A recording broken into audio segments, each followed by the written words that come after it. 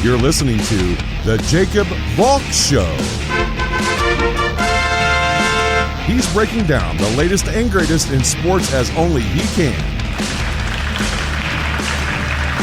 Follow him on Twitter at RealJacobValk. Here he is, Jacob Valk. Hello, sports fans! Welcome to another edition of the Jacob Valk Show. I am Jacob Valk, and there are 3 football stories to get to, along with the Trifecta. I love the symmetry there, so I'm just going to jump right into it with the Bengals officially moving on from Andy Dalton. It is the end of an era in Cincinnati and the start of a new one with Joe Burrow. Obviously, this is the right decision by the Bengals. I don't know who their backup quarterback is going to be to Burrow. He's going to need a veteran backup.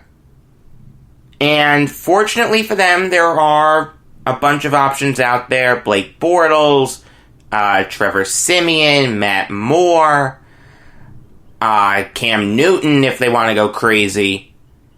So, the Bengals have a bunch of options they can go. Dalton had an interesting career in Cincinnati.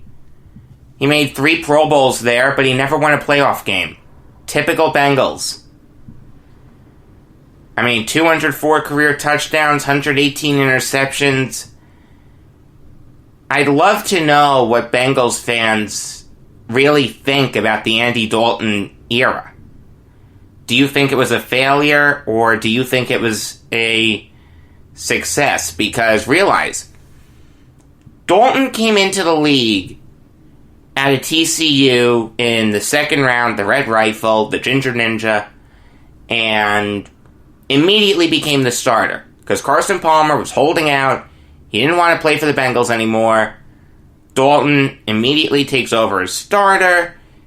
He has A.J. Green to throw to. And the Bengals go 9-7 his rookie year. That's pretty darn good, and they made the playoffs that year. Now, granted, they got destroyed by the Texans in that game, but still, make the playoffs your rookie year? That's pretty darn good. And in Dalton's first 5 years with the Bengals, they were either a double-digit win team or they made the playoffs. That's pretty darn good.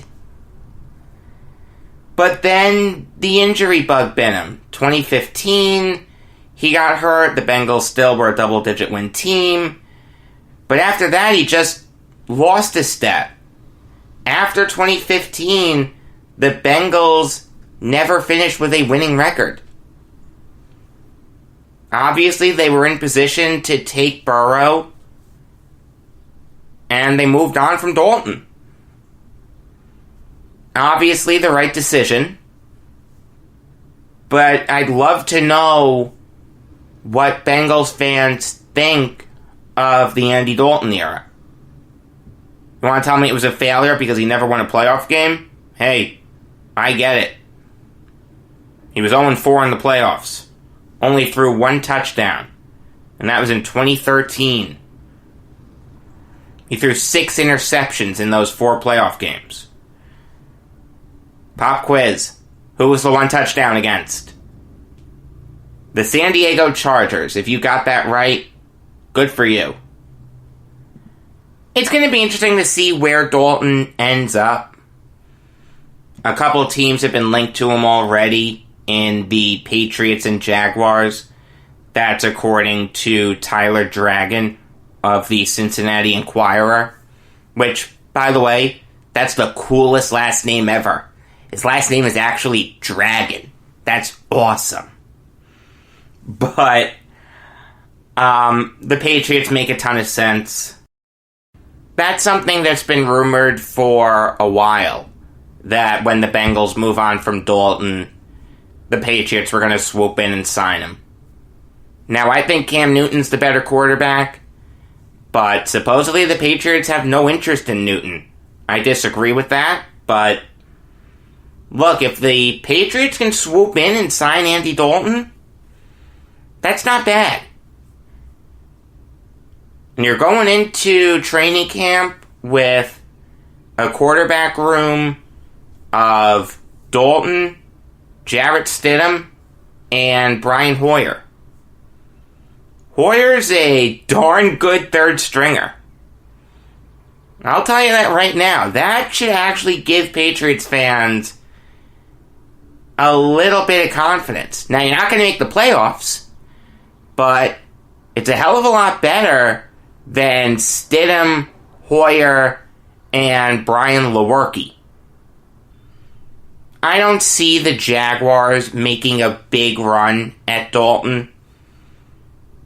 If they really wanted a veteran backup, they could get one for a much cheaper price than Dalton's going to ask for. I mean, you got to realize, that is Gardner Minshew's team. Minshew Mania. Yeah, I'm skeptical of that. But the Jaguars are pretty much sold on. You take a look at that quarterback room. Minshew, Josh Dobbs, and they drafted Jake Luton in the 6th round. They didn't make a big investment at quarterback. That is Gardner Minshew's team. Is Andy Dalton really going to want to join that team? Or is he going to try to force his way to the Patriots? A team where he has a legitimate chance of starting. It's going to be a quarterback battle if Dalton goes to the Patriots. Maybe Stidham will have the leg up. Maybe Belichick really wants to see what this kid can do, but if he fails, you've got a darn good replacement in Dalton. See, this idea that the Patriots didn't draft a quarterback so they could tank this season away for Trevor Lawrence, I don't buy it. That's just not Belichick's MO. What about Bill Belichick tells you that he's okay with tanking?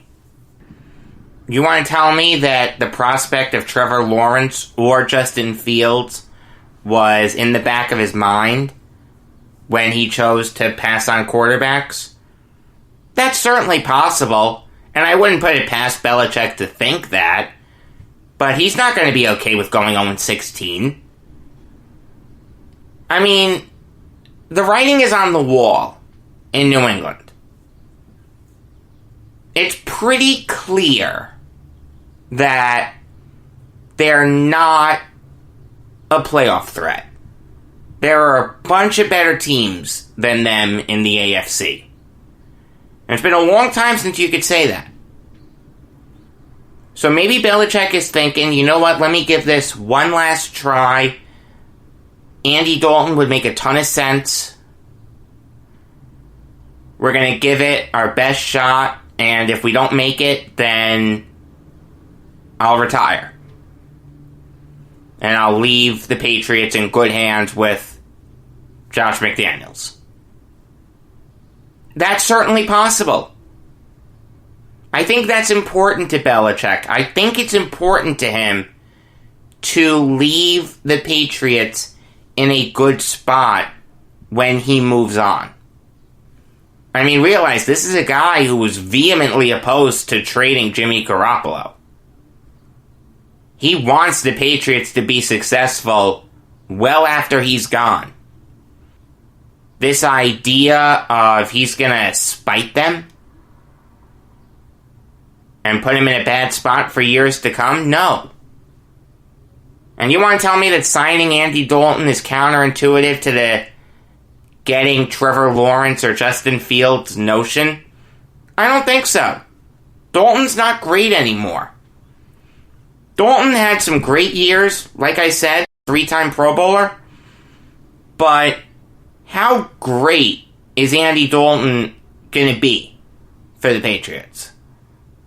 This is a guy who completed less than 60% of his passes last year and threw only 16 touchdowns to 14 interceptions in 13 starts. He's not going to be Brady. The logic for bringing Dalton in is simple. He's better than anything you have. But it doesn't mean that the Patriots are immediately going to be a playoff threat. That ship has sailed for at least the next couple seasons. So bringing Dalton into the Patriots would make a ton of sense. That's obviously his best chance to start. If he wants to settle for a backup role to the team that offers him the most money, he could go to a bunch of different teams. But I think he wants to start. And his best opportunity is with the Patriots. It won't be handed to him. He's going to have to earn it. He's going to have to fight Jarrett Stidham. But you know what? I'll bet on Dalton. I think Dalton's a much better quarterback than Jarrett Stidham. It would give the Patriots a great chance to not make the playoffs, but at least have a respectable season. That does mean something to a guy like Belichick. And it doesn't mean that the Patriots can't set themselves up well for the future. It just means they're not going to go 0-16. Make no mistake about it, that's a possibility with Jarrett Stidham as their quarterback. I saw Stidham play against the Jets. It was not good. It was so bad that Belichick put Tom Brady back in after Brady was pulled. I think it's meant for Dalton to go to the Patriots for a year, and then they're going to get either Trevor Lawrence or Justin Fields. Moving on now to the Titans signing Jonathan Joseph. And look, I can't begrudge it. I don't care that he's 36 years old. He can still play. Last year for the Texans, he had a 64 overall grade, according to Pro Football Focus. And this is a guy who's perennially been one of the NFL's better corners. The only thing I'm going to say is I'm a little confused as to the fit. Adoree Jackson had a great year last year. Malcolm Butler is still due a ton of money. He played well. Christian Fulton was a guy who very easily could have gone in the first round. He slipped to the late second round because of his off-the-field concerns. If Jonathan Joseph is coming in as the fourth corner, that's pretty darn good. I mean, that makes sense. But if he's gonna try to push Fulton for the nickel corner spot, that doesn't make sense. If Mike Vrabel comes out and says that Joseph is going to be the fourth corner, fantastic move. If he's going to take snaps away from guys like Jackson, Butler, and Fulton, it makes no sense. But I will give the Titans the benefit of the doubt that this guy is coming in as the fourth corner. He's not going to take playing time away from anyone great. And he's just going to help make a really good Titans cornerback group that much better. They've earned that right. I think it's a good move. I'm a little concerned as to the fit, but overall, I think it's a good move. The last piece of news that I want to talk about isn't earth-shattering by any stretch. It concerns a guy who only played 4 games last year, but it's still worth talking about because it concerns the running back position of the Philadelphia Eagles. I know there are some Eagles fans that are concerned about that position, so I wanted to address it here. The Eagles bringing back Corey Clement. I think it's a really good move for him. I like Clement. I think he has talent. Played really well in the Super Bowl. And as it stands right now, the Eagles' backup to Miles Sanders is Boston Scott. All due respect to Scott, but he's really not that good.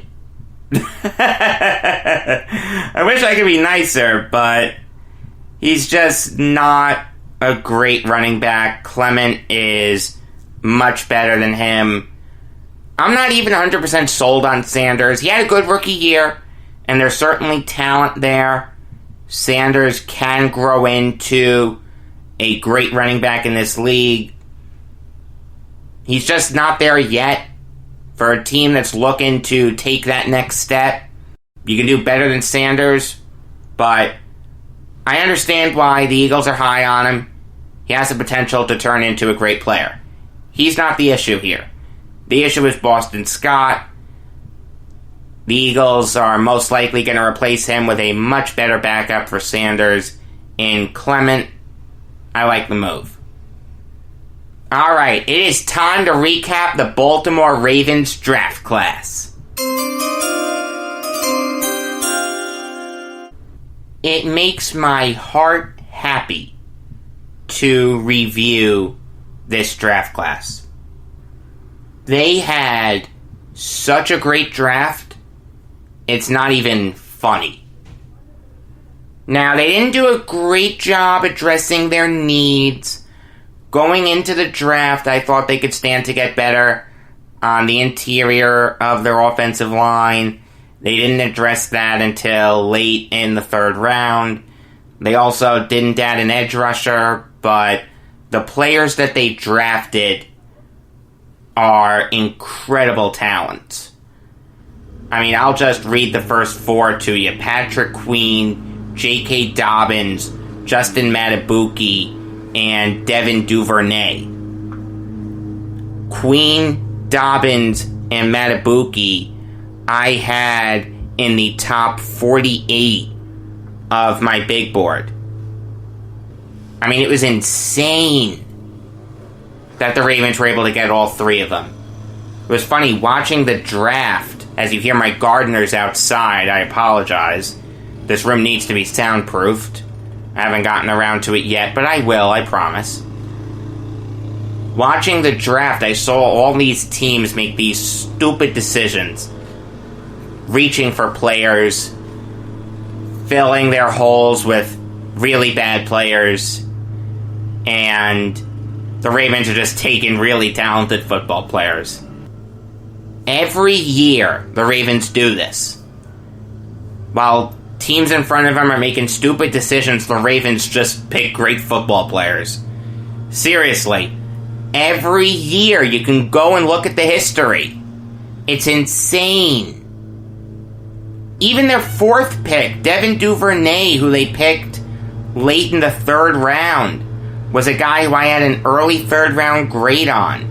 ESPN had him as the 81st best prospect in this draft. I was a lot higher on him. Great ball skills, great big playability, great frame, had a fantastic season at Texas. He's going to fit in perfectly there. Tyre Phillips, actually I think it's Tyree, now that I'm thinking about it. Yeah, I'm pretty sure it's Tyree Phillips, I apologize about that. Tyree Phillips, there were a lot of people higher on him than me. I know that Lance Zierlein of NFL.com really liked him, compared him to DJ Fluker. I tend to agree more with ESPN, who had him as a borderline undraftable prospect. They had him as the 235th best prospect in this draft. I just don't like his athleticism. I don't think he's good with his hands. I also think that the Mississippi State system helped him a lot, and that's something that Zierlein alluded to in his write-up. I just thought there were many better offensive guards available. I thought they reached desperately for Phillips. It filled their biggest need. The Ravens spent their first 4 picks not filling their positions of need. I can't kill it too much from that end, but I just really didn't like that pick. They did make up for it with the Ben Bredesen pick, though. I think I said Bradison before. It's Bredesen. I'm sorry, I don't know what's with me today. It's the gardeners outside. Nothing against them, I just like quiet when I'm doing this.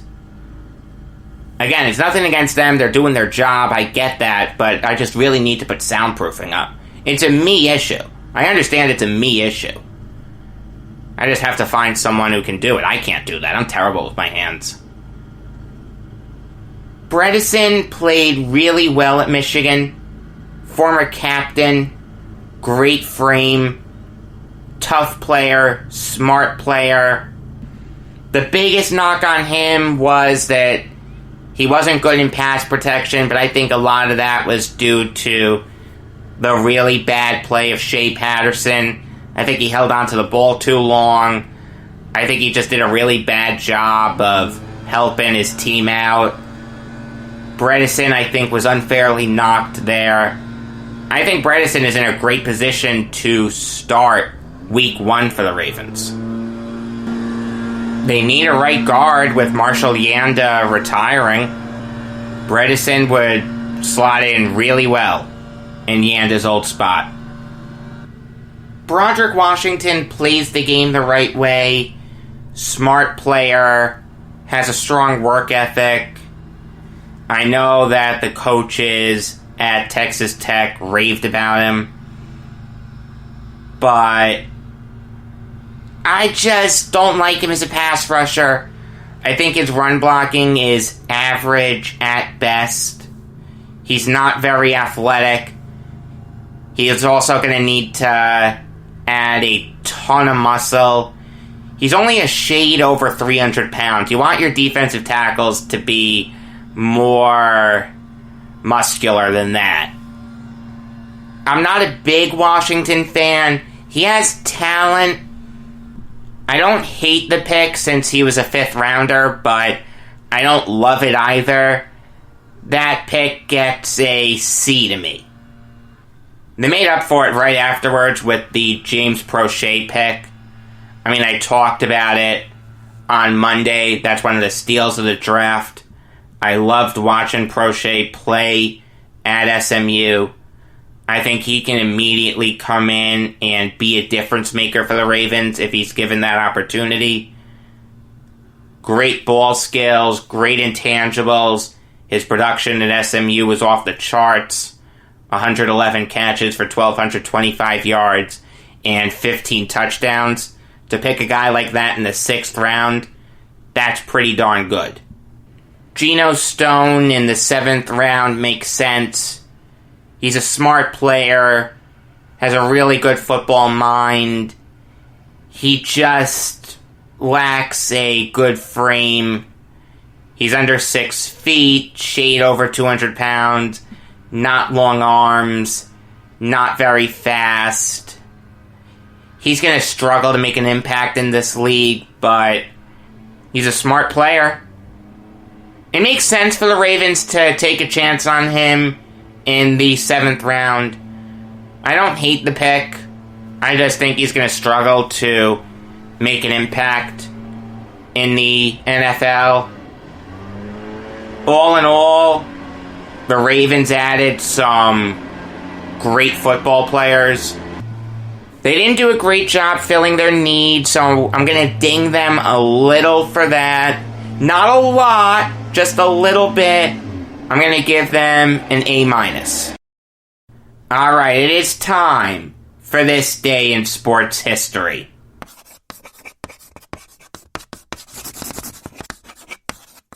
On this day In 1961, Isaiah Thomas was born. The much maligned Isaiah Thomas. Truthfully, I don't want to talk about Thomas too much.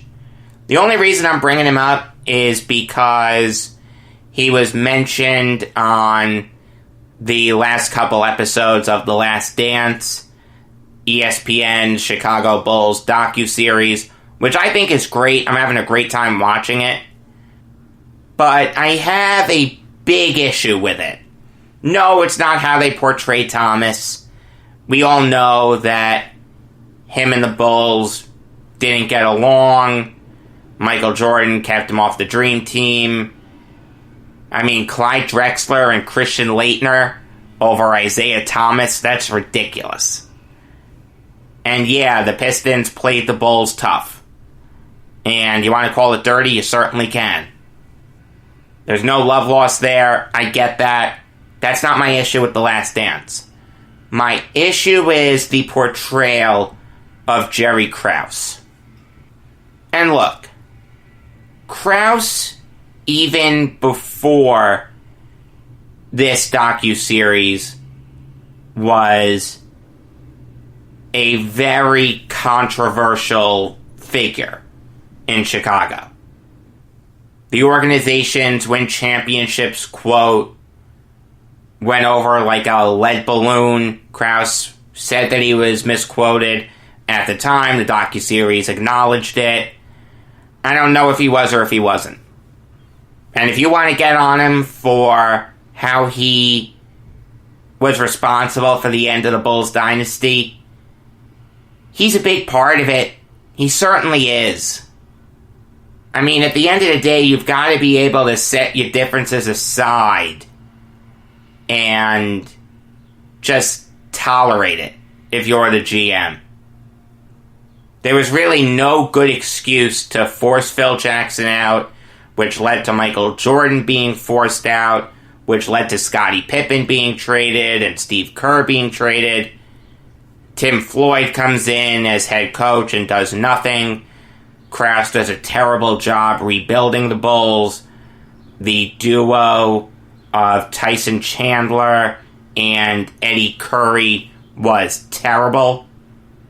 I mean, for goodness sake, he got rid of Elton Brand, Brad Miller, and Ron Artest, and they became all-stars. Yeah, Krause did a bad job at the end of his time with the Bulls. But you can't forget the beginning. This guy was able to trade Olden Polynice to the Supersonics for Scottie Pippen. He drafted Horace Grant. He drafted Tony Kukoc. He signed Steve Kerr. He traded for Dennis Rodman. He signed Ron Harper. A lot of the players that are responsible for the Bulls' 6 titles in 8 years were brought in by Jerry Krause. Now, look, he made some mistakes.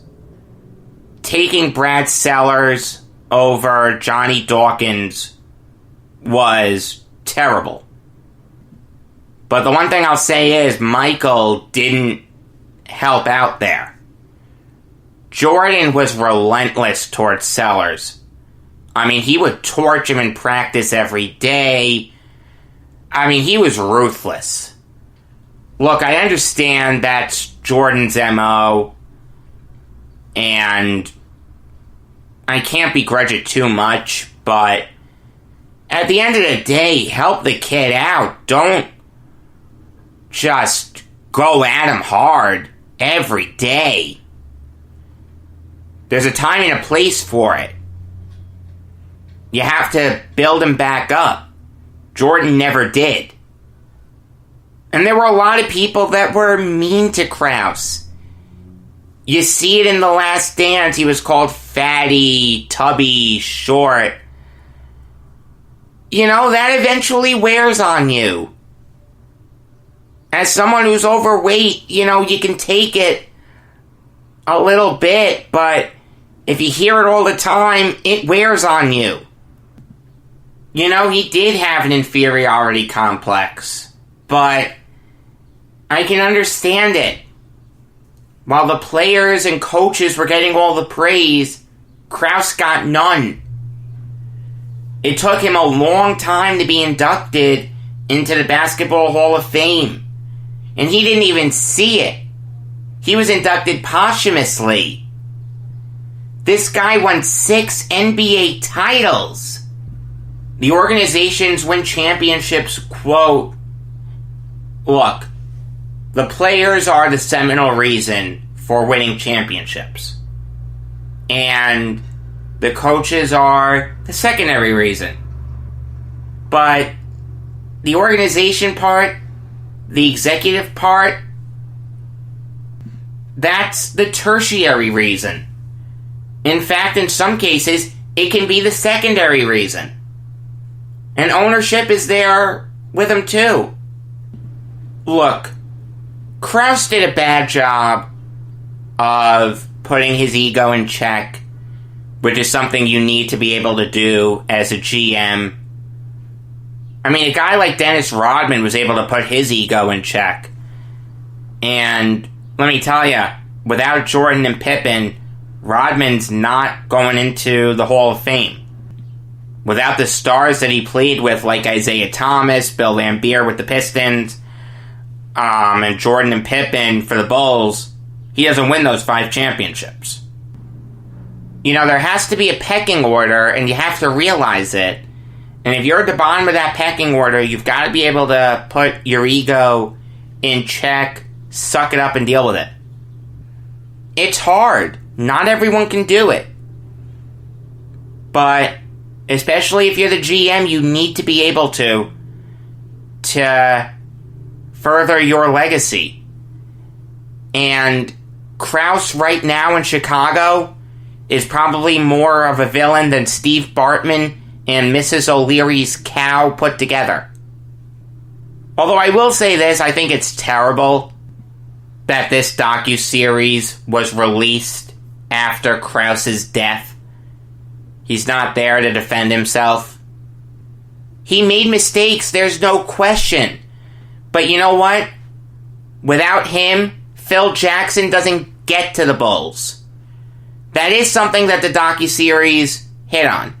So good job there. Krause fired a popular coach in Doug Collins, replaced him with Phil Jackson. Jackson was a no-name at the time. No one knew how good he'd be as a coach.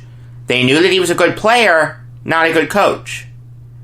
And Jackson was the perfect coach for the Bulls. No question. But it was an unpopular decision at the time, and Krause made it. The Charles Oakley for Bill Cartwright trade, which Jordan never forgave Krause for.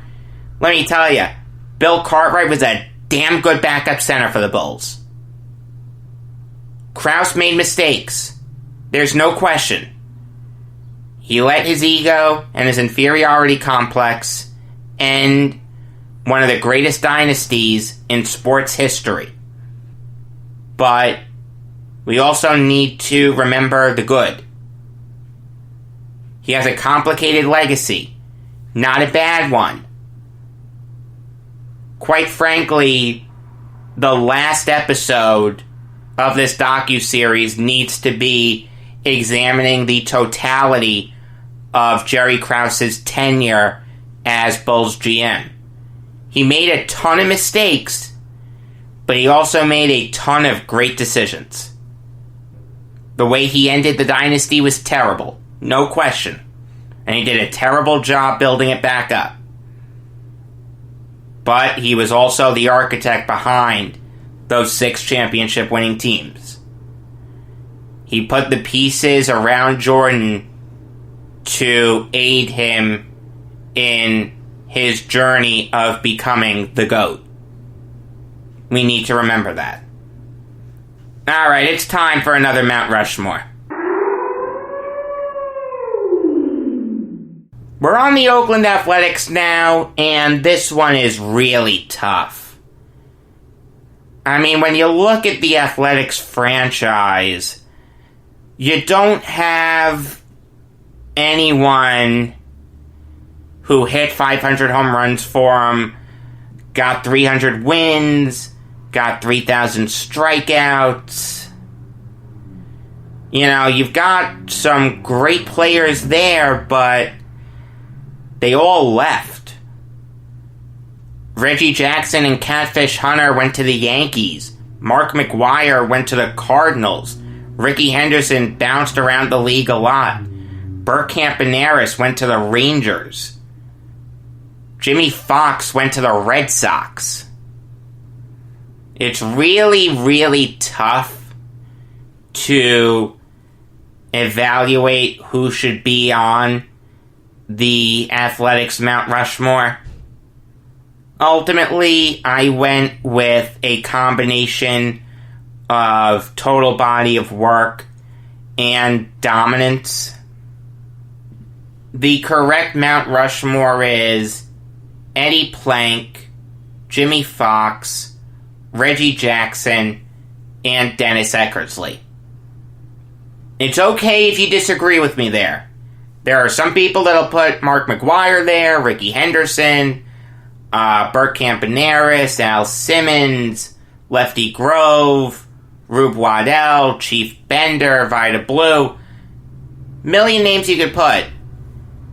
I just think that my list is the best with combining total body of work and dominance. Eddie Plank is without question the best Athletics pitcher of all time. He leads them in wins and strikeouts. It's okay if you don't know the name. He pitched for the Athletics from 1901 to 1914. But just look at his stats when you have the time. 284 wins and 1,985 strikeouts. Both of those lead the Athletics franchise all time. That's pretty darn good to me. Jimmy Fox, if you need me to tell you about him, shame on you. This guy won 2 MVPs for the Athletics and hit 302 home runs for him to go with 3 MVPs total and 534 home runs total. One of the best players of his era. Like I said, if you don't know who he is, shame on you. Reggie Jackson was the most dominant player on the Athletics three-peat teams of the early 70s, 72, 73, and 74. I mean, Jackson won World Series MVP in 73. That's pretty darn good, and you take a look at what he did in the regular season those years. He won MVP in 73, made the All-Star team all 3 years. I mean, had a fantastic stretch. Yeah, he struck out a lot. Holds the record for most strikeouts in a career by a batter. And it would have been nice if he could have kept his mouth shut with the "I'm the straw that stirs the drink" comment that he made with the Yankees. But we're talking Athletics. He was the most dominant Athletic of their three-peat teams.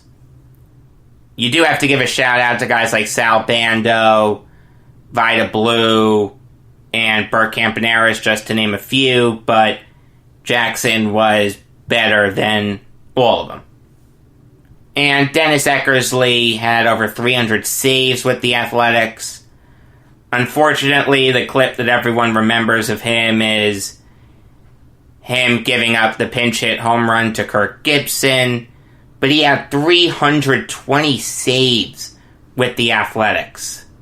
He won a Cy Young and an MVP there in 92.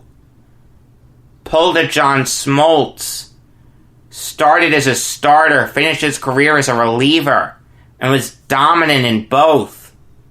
With all due respect to Raleigh Fingers, another key piece of the Athletics three-peat teams of the early 70s, Eckersley was more dominant than him.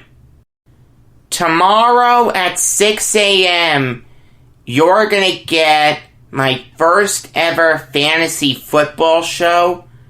That's going to be on how I think the big rookies are going to do for your fantasy football team.